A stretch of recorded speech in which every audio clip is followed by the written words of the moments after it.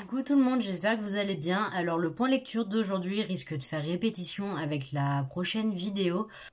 Tout simplement parce que j'avais commencé à tourner un vlog lecture, sauf que comme j'estimais qu'il n'y avait pas encore assez de contenu pour faire une vidéo complète, je l'ai mis en pause pour l'instant. Donc il y a certains livres que je vous avais déjà présentés dedans que je risque de vous représenter maintenant. Donc on commence tout de suite avec La maison au milieu de la mer céruléenne de T.J. Klune, donc qui a été pour moi un vrai coup de cœur. Donc on va y suivre Linus Baker, donc qui est un agent du ministère de la jeunesse magique et qui a l'habitude d'inspecter des orphelinats pour s'assurer du bien-être des enfants un peu particuliers qui y sont abrités. Sauf qu'un jour, on va lui donner une mission de la plus haute importance, c'est-à-dire que pendant un mois, il va visiter l'île de Marsyas, donc pour inspecter l'orphelinat qui s'y trouve, sachant que les 6 pensionnaires sont vraiment très différents de ce qu'il a pu voir jusqu'ici, puisqu'ils sont apparemment d'une dangerosité extrême. Et surtout, il va devoir réussir à cerner Arthur, donc le directeur des lieux, qui est aussi charmant qu'énigmatique, et qui est prêt à tout pour ses pensionnaires. Donc j'ai vraiment hyper accroché à l'univers, vraiment tout était, alors j'allais dire exceptionnel, mais presque, c'est presque le cas. La plume, elle est d'une fluidité qui est juste incroyable, et les personnages, mais je les ai aimés de tout mon cœur, de tout mon être. Je me suis vraiment tapé mes meilleures barres en lisant ce livre. J'ai été énervée en même temps que les personnages, j'ai failli pleurer en même temps qu'eux, j'ai été super contente en même temps qu'eux. C'est pour vous dire, voilà, pour moi, exceptionnel. Après, ça plaira peut-être pas autant à tout le monde, mais je veux dire, moi, en tout cas, ça l'a vraiment fait pour moi. Donc franchement, si vous connaissez pas, foncez les yeux fermés. Alors, pas trop, sinon vous pourrez pas lire, mais vous voyez ce que je veux dire.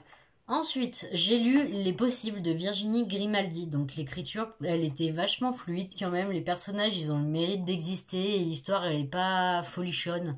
Mais ça m'a pas empêché de passer un bon moment malgré tout. Donc en gros, on va suivre Juliane, donc qui est une jeune femme plutôt casanière, qui a un mari et adorable et un fils handicapé qui est super.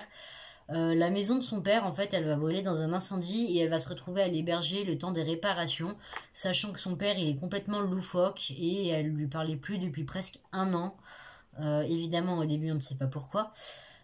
Sauf que bien vite, elle va se retrouver à devenir la mère d'un grand enfant de 67 ans qui commence à perdre la tête. Donc l'histoire, elle est quand même assez touchante. On nous introduit des sujets que je trouve franchement peu connus et quand même vraiment intéressants. Surtout qu'on pourrait tous y être confrontés à un moment ou un autre. Pour moi, il se passe pas grand chose. Après, c'est un feel good, donc forcément, c'est sûr qu'il va pas y avoir de l'action à foison, des combats partout, machin et tout. Mais ça m'a quand même manqué un petit quelque chose que je saurais pas décrire, donc c'est pour ça que je l'ai aimé, mais sans plus.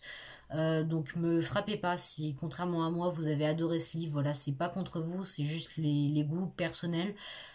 Sachant que je suis pas du tout habituée à lire autre chose que de la fantasy, donc forcément pour moi tout a un goût un peu fade quand il n'y a pas de la magie partout, des combats partout, des dragons, des créatures machin et tout.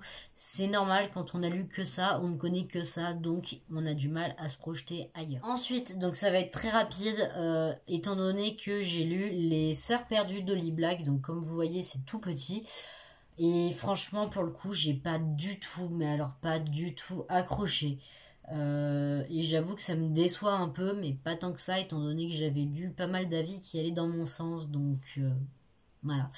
En gros, dans cette nouvelle, c'est une lettre que Taryn, elle écrit pour Jaude, sa sœur jumelle, où en fait elle explique son point de vue sur les événements du tome 1, donc qui était du coup Le Prince Cruel, puisque ça fait partie de cette trilogie.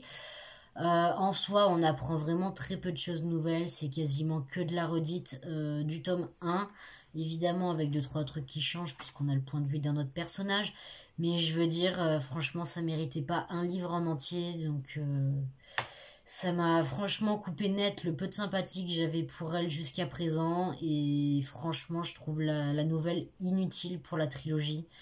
Voilà, elle apporte absolument rien, donc pourquoi l'avoir écrite, je ne sais pas. Ensuite, j'ai lu les tomes 1 à 4 de L'Or Olympus de Rachel Smith. Donc, vous avez le tome 1 qui est juste ici. Hop, le tome 2 qui est juste ici. Le 3. et le théâtre. Donc ici on va suivre Perséphone qui est une jeune déesse du printemps, donc qui est venue au mont Olympe pour ses études. Elle est en colocation avec Artémis qui décide de l'emmener à une fête où elle va rencontrer Hadès et c'est le coup de foudre immédiat entre les deux. La pauvre, elle va devoir réussir à trouver sa place dans ce monde qui est complètement différent de ce qu'elle avait connu ailleurs. Elle va devoir jongler avec les relations complexes et les complots qui régissent le mont Olympe, le tout en essayant de contrôler ses pouvoirs qui ont tendance à la dépasser plus que de raison. C'est une réécriture contemporaine de la mythologie grecque, puisqu'on retrouve des téléphones ou des ordinateurs portables, sachant que je m'y connais pas du tout, donc je peux pas vous dire si les choses sont vraiment respectées au niveau des caractères, des personnages, des relations ou encore certains événements qui peuvent nous être racontés. En tout cas, pour moi, c'est une très belle histoire qui tient la route sans aucun souci. Je suis vraiment triste, par contre, de devoir attendre le tome 5. Je pense que c'est pour ça aussi que j'ai retardé le plus possible ma lecture, étant donné que j'en ai lu une bonne partie sur Webtoon. Je savais déjà que j'allais avoir du mal à attendre la suite. Et effectivement, ça n'y manque pas, puisque j'y ai lu en début du mois, on est le 12.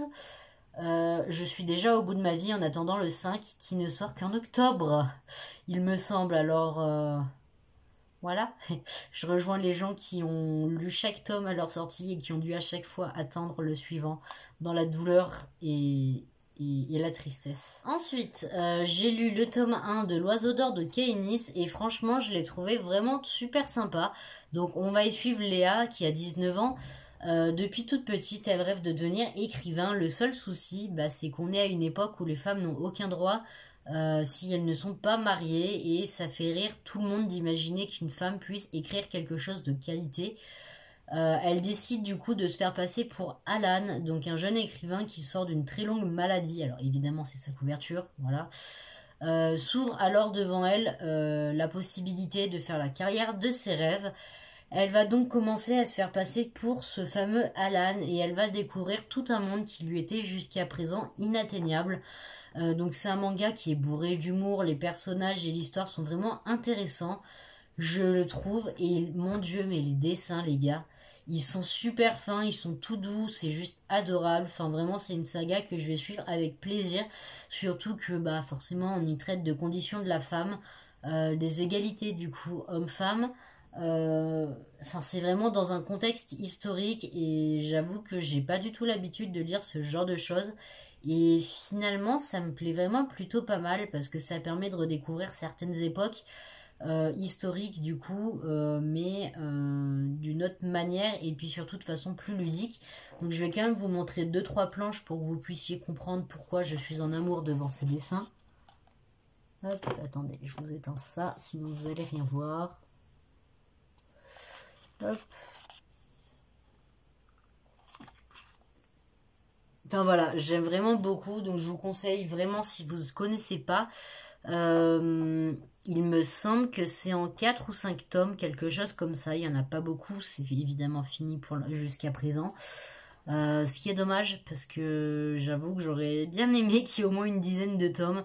Après, c'est sûr que ça sert à rien de faire durer pour faire durer, donc on verra bien, mais en tout cas c'est sûr que j'achèterai sans trop tarder la suite. Ensuite j'ai lu le tome 2 d'Equinox, donc de ma petite Aurélie, illustré par Gate, et franchement je l'ai adoré, mais alors encore plus que le tome 1. L'histoire, donc, elle se situe 3 ans après les événements donc, du premier tome. Donc on va retrouver Camara qui est amnésique dans notre monde jusqu'à ce qu'elle retourne à Equinox et qu'elle reprenne sa mission de sauver son monde. Pour ce tome, on a une ambiance très estivale, donc qui est parfaite pour une lecture de saison. L'ambiance, elle est beaucoup moins sombre et chaotique que le premier tome. On retrouve quand même un léger malaise et un sentiment d'urgence. Et en plus, on a de la baston. Donc franchement, que demander de mieux, et j'ai vraiment hâte de lire la suite. Ensuite, j'ai lu le tome 1 et le tome 2 des Pierres du Cauchemar de Dooms et Sora, illustrés par Dreamy. Donc on a le tome 1 ici et le tome 2 juste ici. Donc nos deux youtubeurs, ils sont vraiment hyper reconnaissables, autant physiquement que dans les paroles ou les façons d'agir. Et j'avoue que je me suis vraiment tapé de sacrés barres. Donc ajoutez évidemment ici l'ambiance digne des Pirates des Caraïbes du tome 2 et bah vous pouvez avoir qu'une pépite à la fin. C'est obligé et j'ai hâte de retrouver le tome 3 qui n'est évidemment pas encore sorti. Mais j'ai vraiment hâte de le lire et je pense en fait qu'à chaque fois je vais m'amuser à relire tous les tomes plus le nouveau qui sort. Parce que vraiment il se lise très rapidement donc. Et donc pour finir j'ai lu Biberon Vodka et Déambulateur de Céline Olinsky, donc c'est le tome 2 de Rupture Tarot et Confiture que j'avais déjà beaucoup aimé.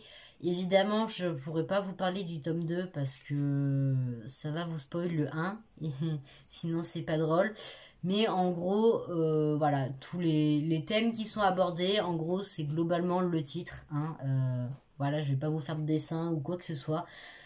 Ce tome 2, mais il était génialissime. En gros, dans le 1, on va suivre Camille, donc qui est vraiment Miss Catastrophe, puisque elle a littéralement deux mains gauches, deux pieds gauches, bref, rien ne va chez elle. Elle vient de se faire larguer, donc dans le tome 1, et elle cherche à tout prix un moyen de se venger de son ex, sauf que bah, elle n'est pas du tout douée pour la vengeance. Ça va évidemment se retourner contre elle plus d'une fois. Il va se passer mais vraiment que des conneries et des dingueries dans le tome. C'est pareil du coup dans le tome 2, sauf qu'on n'a plus du tout le même contexte, plus du tout la même histoire. Enfin, c'est pas qu'on n'a pas la même histoire, mais du coup, le passé c'est le passé, donc maintenant elle avance. Enfin voilà. Et j'ai vraiment adoré Camille et mon Dieu, mais l'empathie que j'ai pour elle, c'est vraiment fou. Si vous connaissez pas, franchement, je vous invite à le découvrir, sachant que ils sont vraiment courts, ils se lisent très rapidement, ils sont vraiment bourrés d'humour. Sur ce, j'espère que la vidéo vous aura plu, donc j'ai pas mal avancé dans ma palle de cet été, comme vous pouvez le voir, puisque je ne vous présente que des livres de ma palle. Si la vidéo vous a plu, comme d'habitude, vous pouvez me le faire savoir en vous abonnant, en mettant un pouce bleu et un petit commentaire, ça fait toujours plaisir.